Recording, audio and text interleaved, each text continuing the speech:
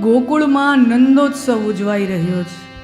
વર્ષોની જેની પ્રતીક્ષા હતી નંદ બાબાને માં યશોદાને ત્યાં કેટલાય વર્ષોની પ્રતીક્ષા પછી પારણિયું બંધાણું છે અને એનો હરખ આખા ગોકુળ ગામને છે.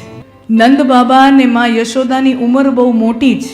લગ્નના ઘણા બધા વર્ષો વીતી ગયા પણ ભગવાને સંતાન સુખ લખ્યું નહોતું. હા, નંદ બાબાને યશોદામાની ઉંમર શાસ્ત્રો કહે છે કે બહુ દાંપત્ય જીવનને બહુ બધા વર્ષો નીકળી ગયા છે અને સંતાન સુખ નહોતું.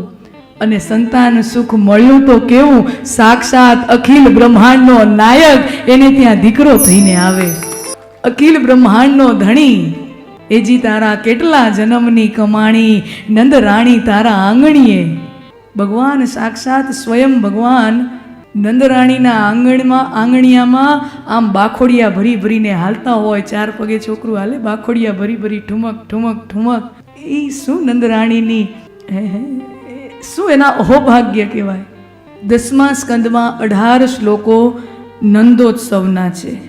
નંદસ્ત્વાત્મજ ઉત્પન્ને શ્રી શુક ઉવાચ.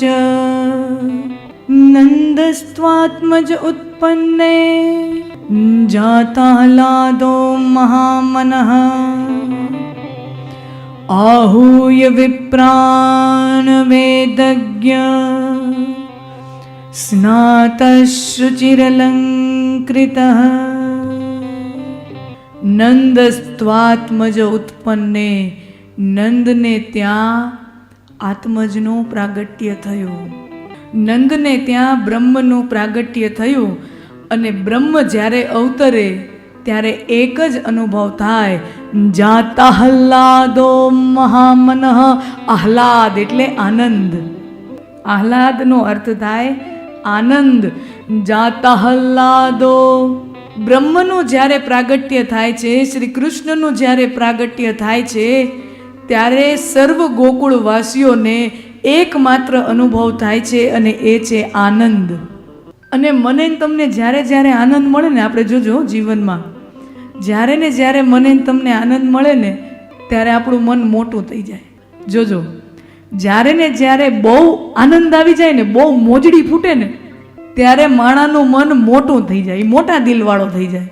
અહીંયા નંદ બાબાને આનંદ મળ્યો, શ્રી કૃષ્ણનું પ્રાગટ્ય થયું, નંદ બાબાને ત્યાં ભગવાન અવતર્યા, બ્રહ્મનું પ્રાગટ્ય થયું તો નંદ બાબાને આનંદ થયો અને નંદ બાબા જાતાહલાદો મહામનઃ.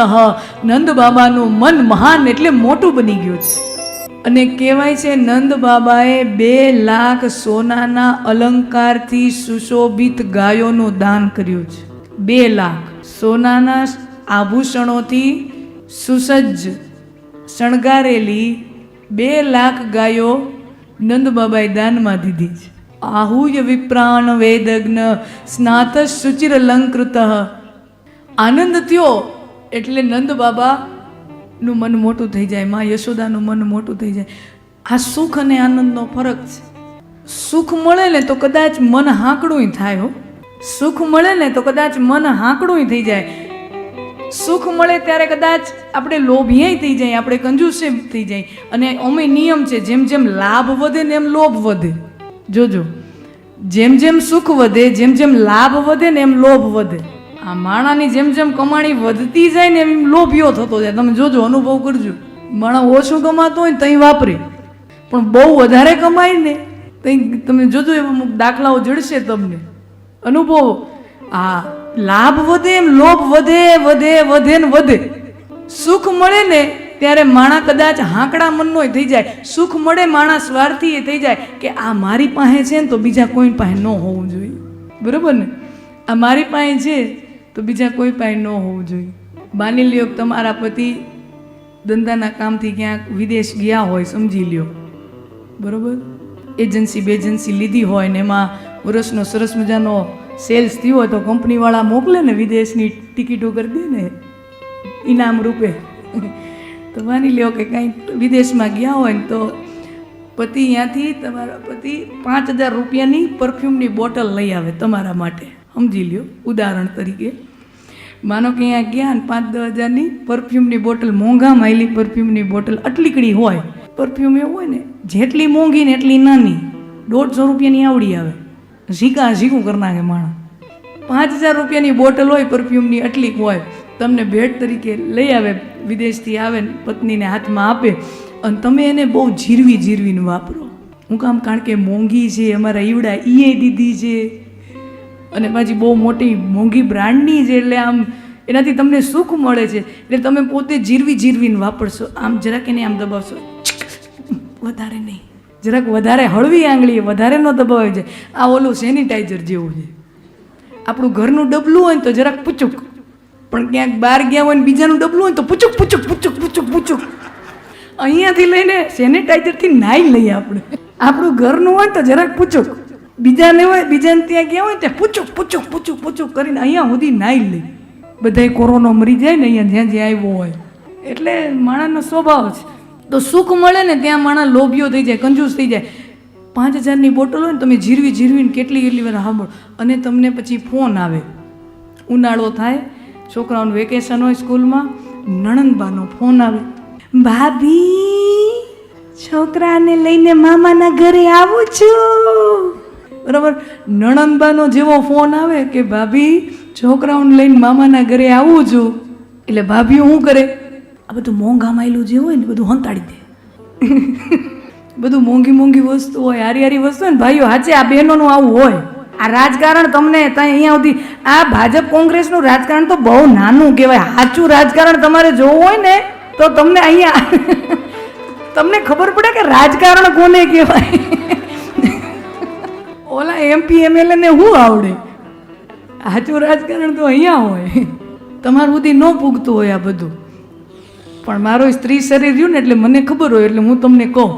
એટલે પછી નણંદબા આવે એને, એટલે ભાભીઓ જે મોંઘું હોય ને, મોંઘા માયલી સાડી, ડ્રેસ ને પરફ્યુમ બધું હંતાડી દે, અને સસ્તું હોય ને બહાર કાઢે, સજાવી ડ્રેસિંગ ટેબલ ઉપર બધું નબળું ગોઠવી નાખે. પછી નણંદબા આવ્યા હોય અને નણંદબા ડ્રેસિંગ ટેબલ ઉપર ઓલો 150 રૂપિયાનો આવડો પરફ્યુમની બોટલ રાખી હોય, અને નણંદબા જરાક રૂમમાં જાય ને આમ જોઈએ, પછી આમ જરાક આમ કરે, ભાભી આ સરસ છે, હે બેન તમને બહુ ગમ્યું, આ તમારું લઈ જાઓ, આ તમારું લઈ જાઓ. વિચાર કરજો, 5000 વાળું તો હંતાડી દીધું હતું, અને આ 150 વાળામાં ઉદાર થાય, ના બેન બા તમે લઈ જાઓ. કહેવાનો અર્થ, જ્યાંથી મને ને તમને સુખ મળે છે, જ્યાંથી મને ને તમને પ્લેઝરેબલ ફિલિંગ આવે છે, જ્યાંથી પ્લેઝરેબલ એક્સપિરિયન્સ મળે છે, હું ને તમે એ બાબતમાં સ્વાર્થી થઈ જઈએ છીએ.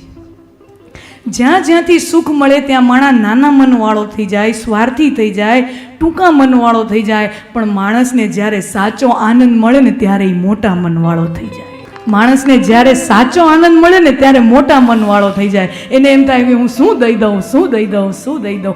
આ આનંદ, કારણ કે એને આનંદ જ એટલો છે, એના હૃદયમાં આનંદ જ સમાતો નથી, એનું મન આપોઆપ મોટું થઈ જાય.